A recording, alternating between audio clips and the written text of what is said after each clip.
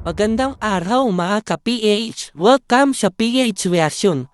Dito natin sabay-sabay tatalakayin at bibigyan ng reaksyon ang mainit na balita at issue sa ating bansa. Kung gusto mo ng totoo diretsong reaksyon, nasa tamang channel ka. Huwag kalimutang mag-subscribe, i-like ka ng video na to at mag-iwan ng comment sa ibaba para marinig din ang inyong mga reaksyon. Simulan na natin ito. Dahil magkasama sila sa meeting ni Pangulong BBM noong araw na yon.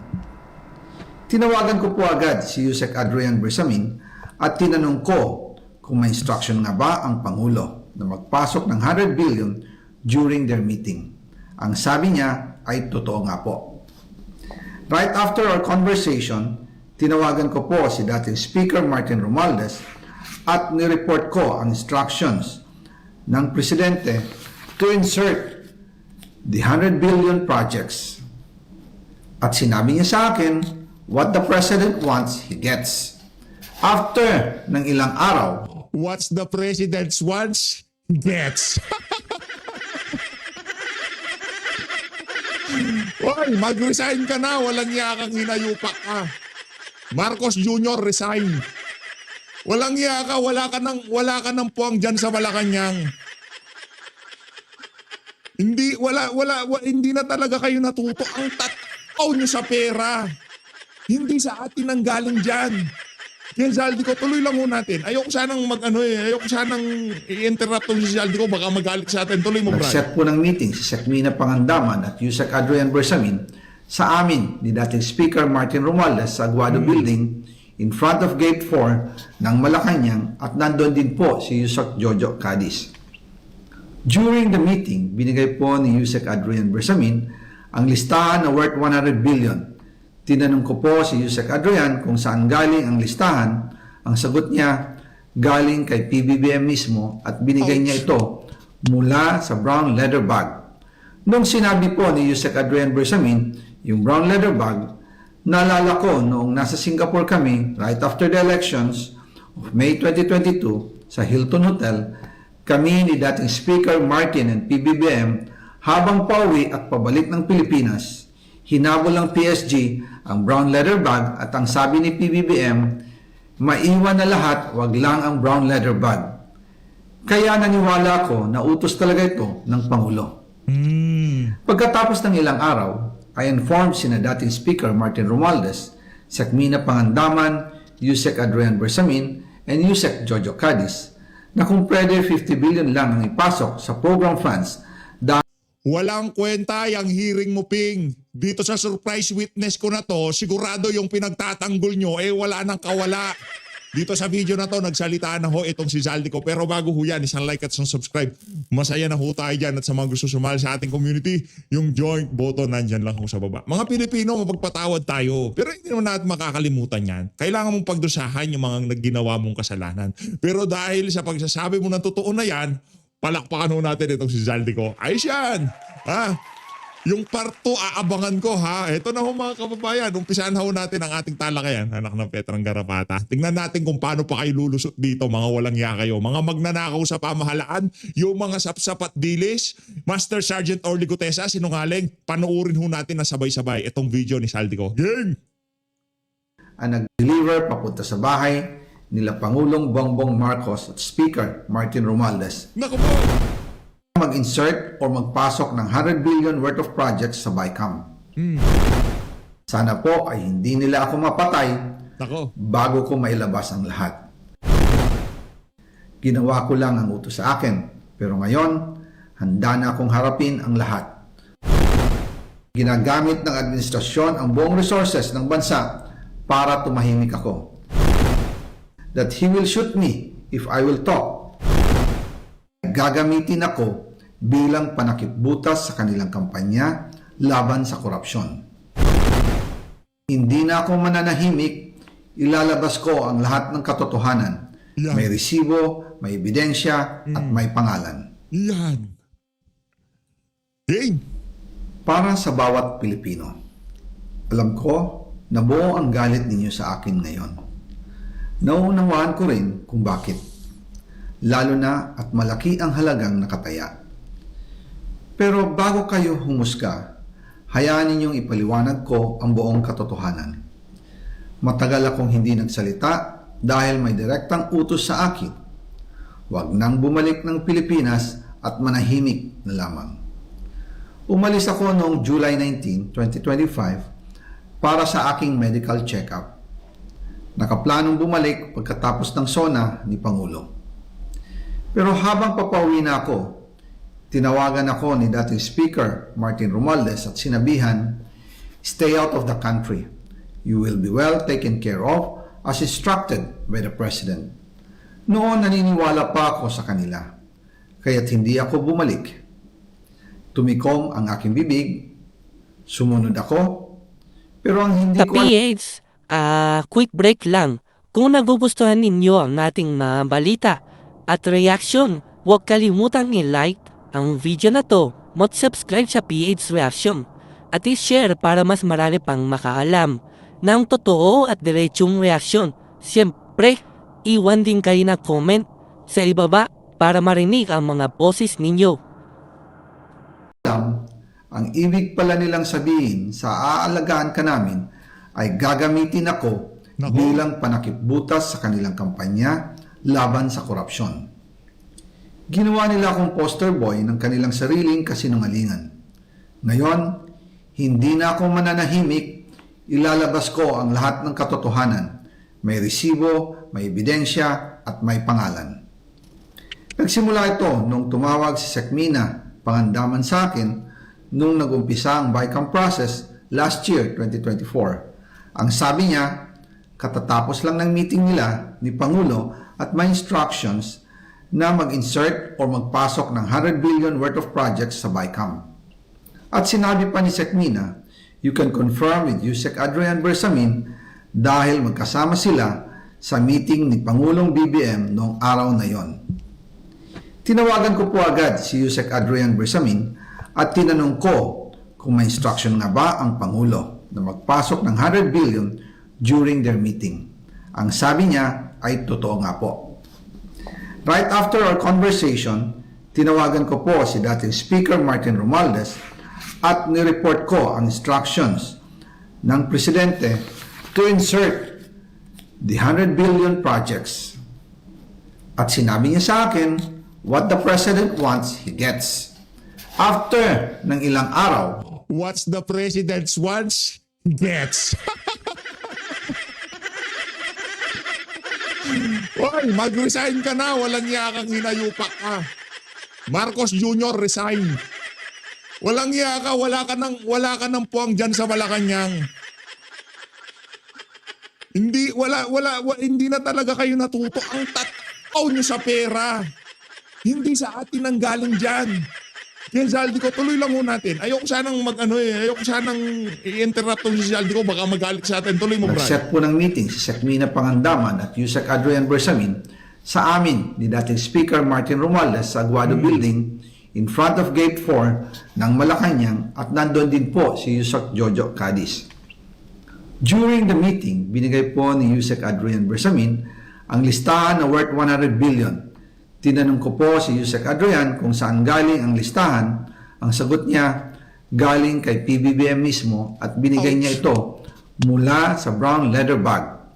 Nung sinabi po ni Yusek Adrian Bersamin, yung brown leather bag, naalala ko noong nasa Singapore kami right after the elections of May 2022 sa Hilton Hotel, kami ni dating Speaker Martin and PBBM habang pauwi at pabalik ng Pilipinas, hinabol ng PSG ang brown leather bag at ang sabi ni PBBM, maiwan na lahat, wag lang ang brown leather bag.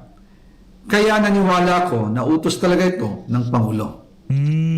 Pagkatapos ng ilang araw, I informed sina dating Speaker Martin Romualdez, Sekmina Pangandaman, Yusek Adrian Bersamin, and Yusek Jojo Cadiz na kung pwede 50 billion lang ang ipasok sa program funds dahil so sobra ang DPWH funds versus sa DepEd. In practice, hindi pwede na mas malaki ang budget ng DPWH kaysa edukasyon.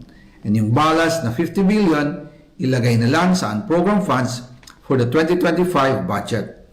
Dahil Office of the President din ang nagre-release ng lahat ng unprogram funds. Pagkatapos ng isang araw, tinawagan ako ni Sec Mina at sinabi ang mensahe ng Pangulo. Ipasok ninyo yan dahil pinangako na sa akin ni Speaker Martin yan at hindi na pwedeng baguhin. Kumbaga, ang utos ng hari hindi pwedeng mabali. Nako. Again, I informed the Speaker and asked clearance about the instructions ng Pangulo. At ang sabi niya, wala tayong magagawa. Kaya po nagtataka ako kung bakit sinasabi ni Pangulo na hindi niya makilala ang budget. Samantalang lahat na binawas at dinagdag sa mga ahensya ng gobyerno ay humihingi ng approval sa kanya si Sec Mina Pangandaman. Abangan ang part 2. O, Zaldico. Okay yan. Sabi ko naman sa'yo, madali naman kaming kausap dito. Di ba? O, pakinsihan nyo to kay Zaldico. Madali kaming kausap dito. Sa part 2, ayus-ayusin mo ha. Yung intensity at delivery dapat ganyan na ganyan pa rin.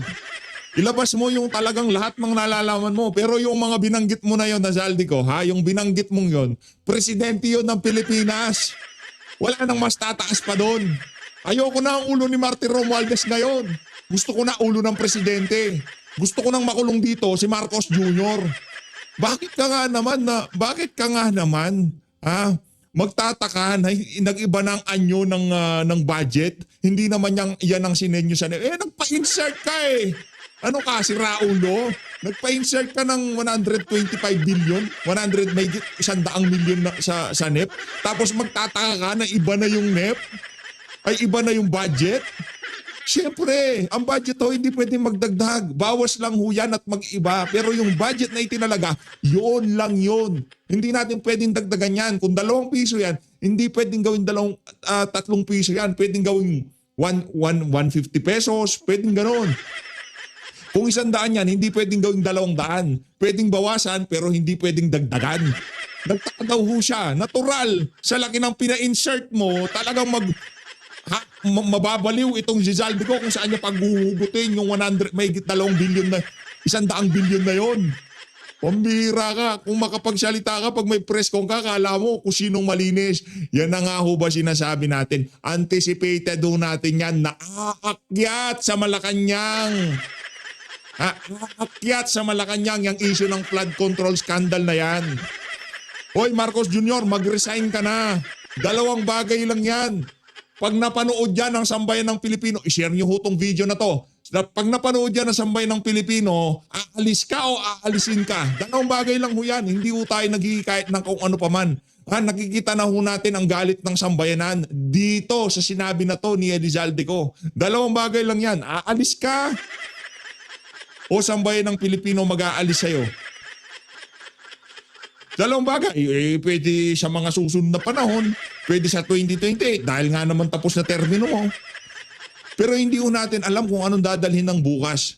Hindi natin alam kung sa mga susunod na araw, biglang mga taga-AFP, mga taga-PNP, mapanood tong isa na to. Pagka kung ano isipin nila, hindi ho natin alam. Isang tao lang ho tayo dito. Hindi tayo nang hihikayat ng kung ano paman. Ang atin ho dito, tama na, sobra na, ikulong ang mga mandarambong. Bong. O dito ho tayo kay Senator Rodante Marcoleta. Medyo yung paghihintay natin dito sa araw na to, talagang sulit yung paghihintay natin. Yung sinasabi nating surprise witness, hindi man nailatag sa Senado, at least dito sa PH update, nailatag natin. Ayan o mga kababayan, galing ho yan sa official FB page nitong si Zaldico. Tayo naniniwala, matagal nang recorded yung mga video na yan ni Zaldico. Ika nga naka-ano na yan, naka-time na yan. Gumaganyan na lang siya, lumalabas yan. Ayaw nyo ako talaga ilalaglag nyo dito O sige, isang video, Marcos Jr. Siya ang nag-utos sa amin na mag-insert sa NEP. Para dito sa hearing na to ni Ping Lacson, Brad, ayaw po itigil yan. Alam na natin kung sino may kasalanan. Okay, Senator Rodante Marcoleta, pasok. Process na natin ito kung ano ang dapat gawin talaga sa mga invitees na to. More particularly, the members of the House of Representatives that were initially mentioned at some point in several testimonies of the respondents that were invited by this committee. May I now proceed, Mr. Chair, to Engineer Bernardo, kagaya po ng napansin sa pagtatanong ni Senator Kiko, ako din ay ganun din ang aking observation. Merong bahagi ng iyong salaysay na talaga namang very, very descriptive, talagang even the minutest detail. Ito'y mapapatotohanan sa dami ng mga pahina at mga saknong na binanggit mo. Kung halimbawa pag-uusapan, Senator Jingo Estrada, Senator Ramon Rebillan, talagang Ka-PH, quick break lang. Kung nagugustuhan ninyo ang ating mga balita at reaction, huwag kalimutang i-like ang video na to, mag-subscribe sa PH Reaction at i-share para mas marami pang makaalam ng totoo at diretsong reaksyon. Siyempre, iwan din kayo na comment sa ibaba para marinig ang mga boses ninyo. kumbaga sa comics, wala ka nang hihilingin pa. Nandun na lahat. Pero pagdating sa bahagi ng mga congressmen or congresswoman, tipid na tipid ka. Halimbawa, yung Congressman Saldico, Yan. wala ka man lang sinabi tungkol sa Instructed by the President kasi ang Shipping Lacson. Instructed by the President. Senator Rodante Marcoleta, ang nagpresenta niyan, Shipping Lacson. Instructed yan by the President, malamang sa malamang. magkano ang hiningi, ilang projects ang napunta rito, ilang porsyento. Kung paano mo dinescribe yung mga naunang senador na binanggit mo, iniisip namin ni Senator Kiko na dapat ganun din sana. Sa ganung paraan, makikita mo talagang walang pinagtatakpan. Malinaw na malinaw na ibahagi mo Yan, talaga yung oo. nalalaman mo. Lalong-lalo na sa'yo. Detalyado yung kaya na talagang pati bahay, kulay ng gate, para talagang ika nga yung masatisfy yung mga manunood. Kasi kung Shipping Lacson lang kumbaga, dapat detalyado yan. Pati gate, pati oras, pati yung mga nag-text sa'yo, nagpasalamat, lagay mo yan. Pero kay Zaldico lang. Pero Bernardo, wala na kaming pakialam sa'yo. Hindi ka na namin kailangan. Yung mga nabanggit mo, kung talagang nadalhan, ipakulong din yan. Okay? Wala ko tayong sisinuin dito. Kunyari mabanggit ang pangalan ni Senador Rodante Marcoleta, basin, magpaliwanag ko kayo dyan. Pero kung hindi nabanggit, di ba? Hindi yan kasali. Pero yung ang ibig natin sabihin, wala tayong sisinuhin. Lahat, kahit sino pa, Vic Rodriguez, nabanggit, imbestigahan. Nabanggit si Sara Duterte, imbestigahan yan. Ganon din ho ang ating gustong mangyari dito. Kahit sino, kahit yung presidente pa na nagmamalinis pagka may press con, Brad, ika nga yung kulay brown na bag, kunin mo na. Maiwan na lahat, huwag lang yan. Paksok mo na dyan mga damit mo, Brad. Hindi ko sakali. Wala, dito ka sa Pilipinas. Walang pupunta ng Hawaii. Naintindihan ko sa tagal ng iyong paglilingkod sa DPWH, ikaw ay sagana na sa karamihan ng eksperyensya at pakikipag-ugnayan sa maraming tao, kaugnay ng iyong trabaho. Ito po, Mr. Chair, litaw na litaw, binanggit tatlong congressman and congresswomen dito. Talaga pong napakatipid po ninyo. Sa makatipid, dito lang po ay kung ako ihahatol dito, meron po kayong deliberately na parang hindi na gusto pang ihayag yung maaring nalalaman po ninyo. Kaugnay po nito, Mr. Chair, nung tinatanong din ni Senator Kiko, kahit na mathematical lang or arithmetical estimation, kung talagang napakahalaga po nun Initially, ito po yung mga Pigil nyo na yung hearing na yan. Sendante, tayo ka na dyan. Punta ka na ng saganang mamamayan. Punta ka na doon. Marami tayong pag-uusapan ngayong araw na to. Sige na, punta ka na doon. PH, ba't mo naman inuutosan si Sendante? Mga aso ni Marcos Jr. mga nandyan Si Soto at saka yan si Ping Lacson Boy Tago. Naku, walang kwenta yan. Sa tingin ko, umihi sila niyan dito sa oras na to. Habang nagsasalita yung Sendante, umihi sila. Nagpunta sila sa CR silang dalawa. Pinanood din yung video nitong si Saldico. nasa notes ko din. Ay, nako. Nagkakaisa pala kami ng direksyon ng pagtatanong. Saldico, na-earn mo ang respect ni PH Update. Palakpakan kita. Sinasabi ko naman sa'yo, kami dito sa PH Update, sambayan ng Pilipino. Basta sabihin mo kung sino talagang may sala dito. Wala tayong sisinuhin dito kahit sino. Kasi pera na sambayanan yan. Wala ko tayong pakialam kung sino masagasaan. Kaya malakas sa loob natin na talagang suportahan ng mga Duterte. Hindi ho nila gagawin yan. Yung pakikialaman ng budget. Akala ko bang walang control sa House of Representatives itong si Marcos Jr.? Akala ko bang separation ng power? Sa kanya to. Sa kanya yan. Kakagigil eh. Diba? Lahat ng nasawi, lahat ng anak ng Petrang Garabata, lahat ng nasiraan ng mga ari-arian, lahat ng nawalan ng mahal sa buhay. Ngayon pa lang ang sinasabi ko na ho sa inyo, sisihin nyo si Marcos Jr., anak ng Petrang Garabata. Yung mga pondo na dapat sana mapunta dyan sa proteksyon ng bawat isang Pilipino. Alam nyo ko saan napunta? Sa NEP. Ay, alam nyo saan napunta? Sa insertion. Para saan yan? Para yan talaga sa kampanya. Para sinong manalo? Si Sutot, si Lacson. Kaya ngayon, itong dalawang unggoy na to, todo protekta kay Marcos Jr. Anong umuwi? Huwag kang umuwi, Saldico, dyan ka lang. Ikwento mo sa amin kung paano kayo mag-abutan ng pera. Huwag kang uuwi, pakiusap ko sa'yo. Para dito sa abogado ni Saldico, kung ikaw man nagpayo nito, palakpakan ka pa namin dito sa PH Update. Hindi ko sinasabing bayani itong si Saldico. Ang sinasabi ko dito, kung hinahanap natin ng mastermind, kasi hindi gagawin niya ni Saldico kung walang utos na galing sa taas. Okay? Hindi ko sinasabing absuelto na si Saldico dito. Ang sinasabi lang ho natin dito, ika nga, yung napakahabang proseso na sigurado naman, matutuntun naman namin itong mga walang yang to, pinaikli mo lang. Binigyan mo lang kami ng shortcut. Kaya naman para dito kay Marcos Jr., dalawang bagay lang yan ang sinasabi ko sa'yo. Bumaba ka o mag-resign ka. Ganun lang ho kasimple yan. Bakit kinakailangang sangguniin mo ang abogado mo at pagkatapos ay makikipag-ugnayan ka kay Prosecutor General? First of all, Mr. Chair, I want to know if the Prosecutor General was invited in this meeting. May I respond, sir? Yes, PJ Padula. I did not receive any personal invitation, Mr. Chair, but I was directed by the Secretary of Justice to appear in today's hearing to represent him, sir. That is my problem, Mr. Chair.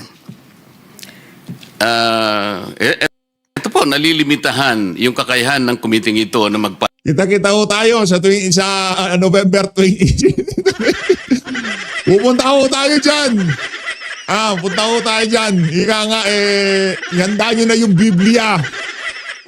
Magdadasal tayo, siyempre.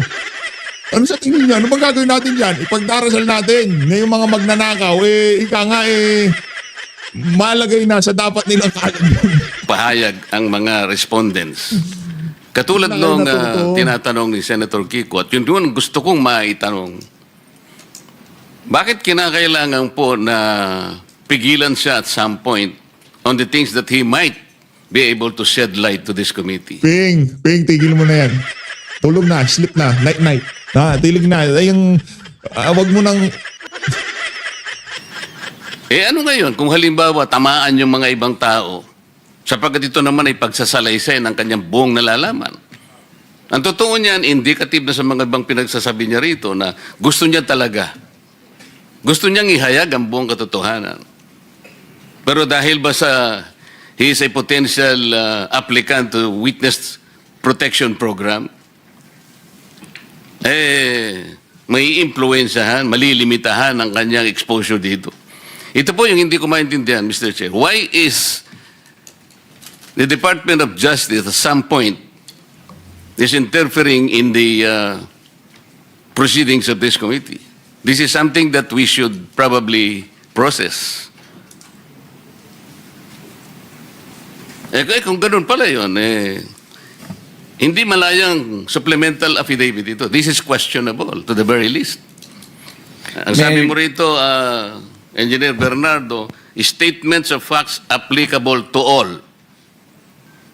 Sa Tagalog, pagsasalaysay na applicable sa lahat. Tama. Hindi kita narinig. Sorry po, Mr. Chair. Yes po, Mr. Chair. Okay.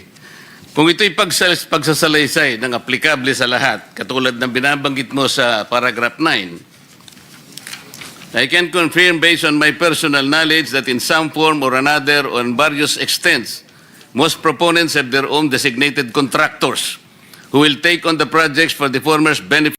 Sa PH, quick break lang. Kung nagugustuhan ninyo ang ating mga balita at reaction, huwag kalimutang i-like ang video na to, mag-subscribe sa PH Reaction at i-share para mas marami pang makaalam ng totoo at diretsong reaksyon. Siyempre, iwan din kayo na comment sa ibaba para marinig ang mga boses ninyo. And advantage. Sometimes other proponents would request me to suggest contractors for them who are known to me or referred to me by friends and other personalities. These are situations that national and local elected politicians would request me to source projects for them. Eh di dapat ihayag mo rin lahat. The problem is, there is a prosecutor general who is not very interested in prosecuting people. He's very selective, Mr. Chair. This is something that is objectionable. May I be allowed to respond, Mr. Chair? You may respond. Thank you, Mr. Chair. I take exception to the observation of the good senator that the Department of Justice is interfering in the investigation being conducted by the committee. In fact, Mr. Chair, whatever limitations there are to the testimonies of this witness who is present here is not something which is being dictated by the Department of Justice, but by law that is covered by Republic Act 6981, particularly Section 7 thereof. It is not our intention to restrict his testimony as in Hindi pa ba natin ipapalabas ang video na yan ni Zaldico sa Senado? Anak ng Petrang Garapata, ilabas niyo yan. fact.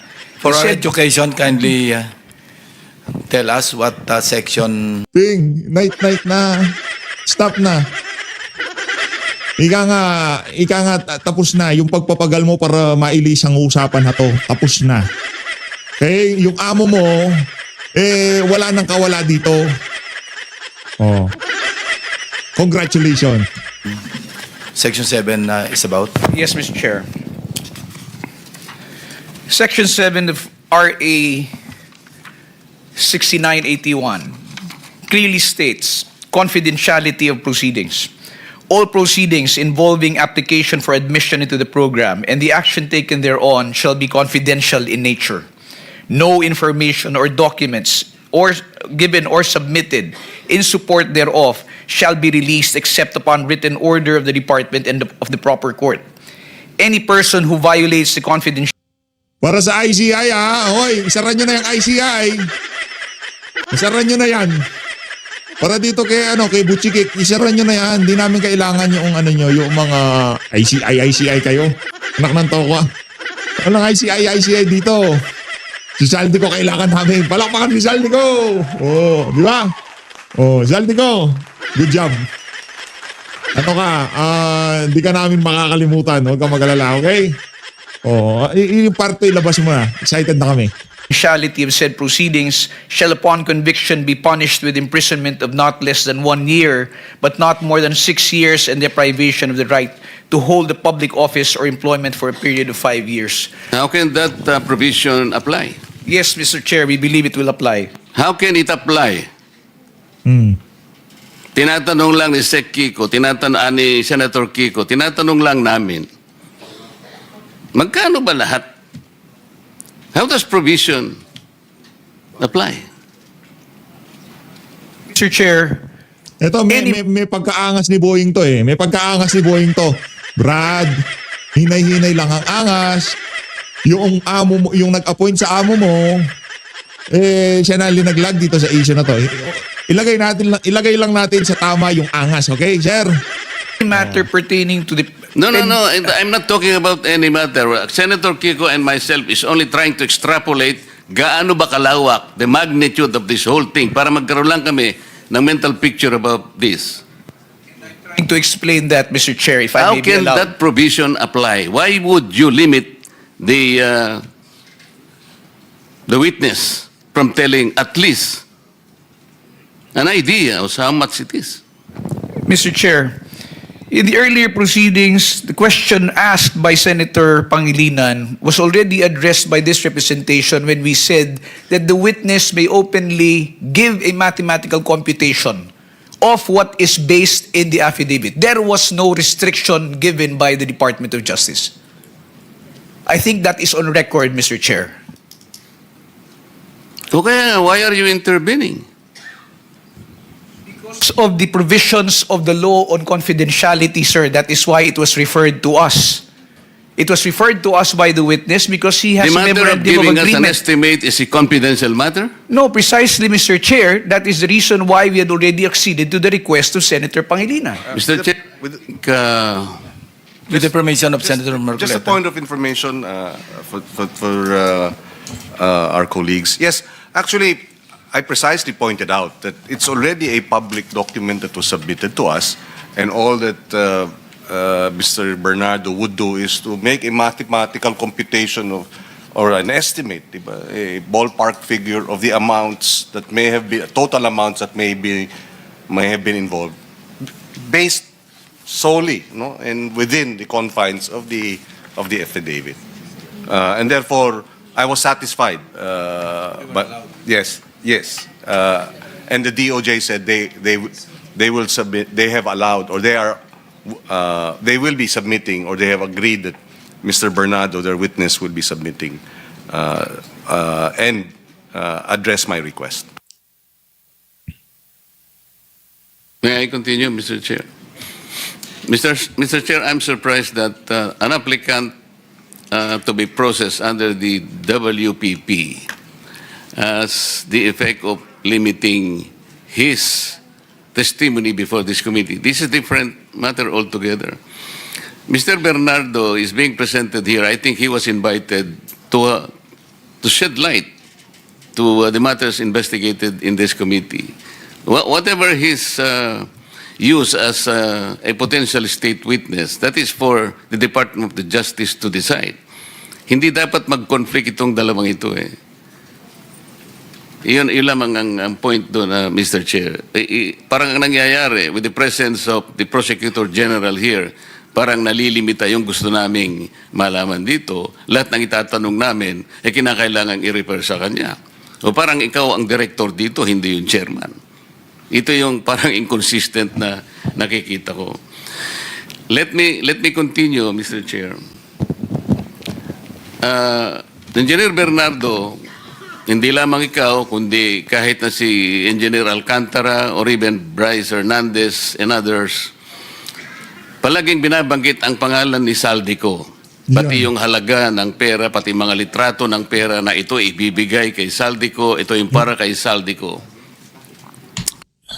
Hindi pa siguro napanood ni Sen Marcoleta dito sa tagpo na to yung live nitong si Zaldico. Sen, ano na ho kayo, Sen? Punta na ho kayo na sa ganang mamamayan. Doon natin pag-usapan yung testimonya nitong si Zaldico dito sa PH Update. Okay, Sen?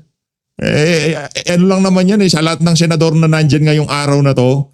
Yan lang si Senator Rodante Marcoleta lang talaga ang nagnanais na malaman o ma-uncover yung mabulgar lahat ng kabalintunaan na nangyari dito sa flood controls ka. Huwag ho kayong umasa kay Lacson. Huwag ho kayong umasa kay Lacson. Sa kagustuhan nitong si Bangag na mapanalo ang kanyang mga kandidato, lahat ng kabalbalan ginawa ho niya sa 2025 budget. Lahat to nang nangyari na yan, babagsak ho yan doon sa 2025 midterm election. Sa totoo lang ho mga kababayan, doon ho babagsak lahat ng kabalbalan na to. Sa maniwala ho kayo sa hindi.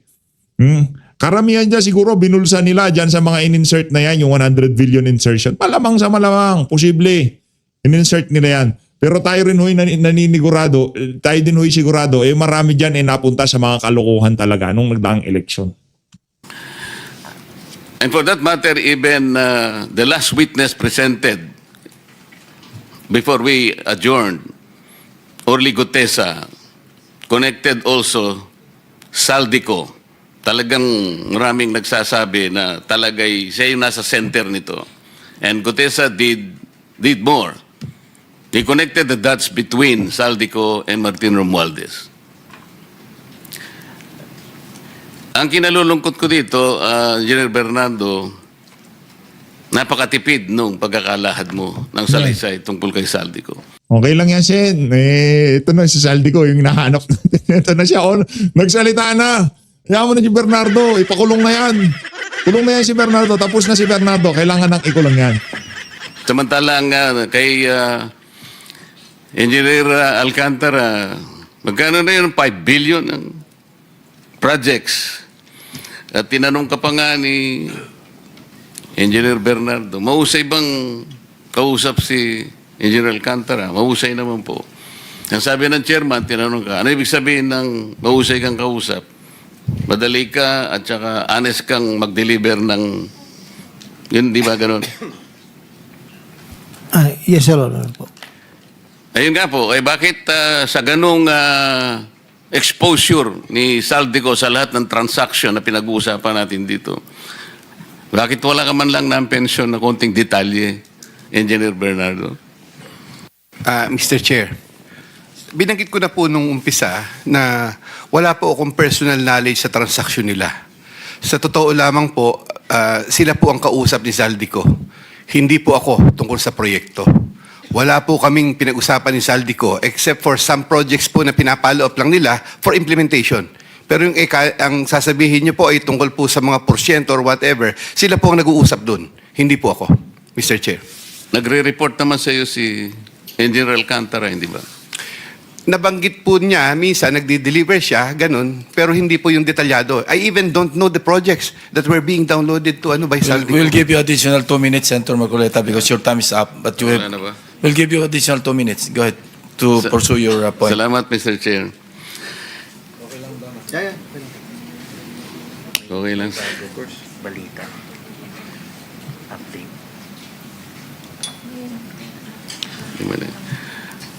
Engineer Bernardo, tungkol dun sa pagkakaiba ng mga coordinates dahil sa kaya nagkaroon ng konting problema.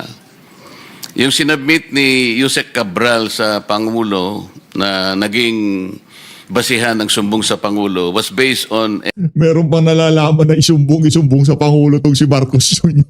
Kanino ka namin ususumbong ngayon, Marcos Jr.?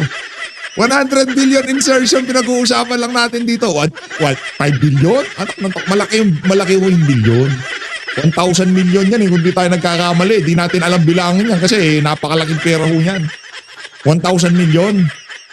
100 million ho ang pina-insert ni Marcos Jr. dito sa 2025 budget. Ganun ho siya kawalang hiya. MYPS application. Tama ba yun? Mr. Chair, as far as I can recall, meron pong MYPS na balita ko po noon. Yun po yung, Mr. Chair, may I remind the Honorable Committee that during the time that there was a submission of those reports, I was no longer active in the DPWH because I was then on leave before the submission, I think, or retired na po ako after that. So, hindi ko po masyadong but I have talked to my people doon po dati na nalaman ko po na MIPS po ang kanyang sinubmit sa Pangulo, doon po sa sumbong sa Pangulo. Yun lamang po ang binanggit sa akin. So, na-validate mo rin naman na-validate mo naman na base sa pagtatanong mo sa mga dati mong kasama sa DPWH nang talagang na-submit niyang application sa opisina ng Pangulo ay yung MYPS. Yun po ang sinabi nila, Mr. Chair. At ang totoo, dapat na isinabit niya yung MPCA. Ano yun? PCMA, but PCMA, na ito yung, kung tutuusin mo, ito yung mas accurate sana. with the survey 1, 2, 3 coordinates po. Yes, yung survey 1, 2, 3, kapag sinama mo sa MPCA, mas lalong katanggap-tanggap yung magiging coordinates ng bawat project. Tama? Ayun po, as far as I know, yes, Mr. Chair, yun po So, yun. yung allocable na binabanggit kanina, na talaga namang yun, pang-alok talaga yun. Ito'y inamin. Alam ito ni General Alcantara, nung tinatanong ko si former Secretary Bunungan, katabi pa niya si Yusek Cabral, inamin nila yung allocable ay inaalok talaga sa mga congressmen kasi doon nagsisimula yung deliberation.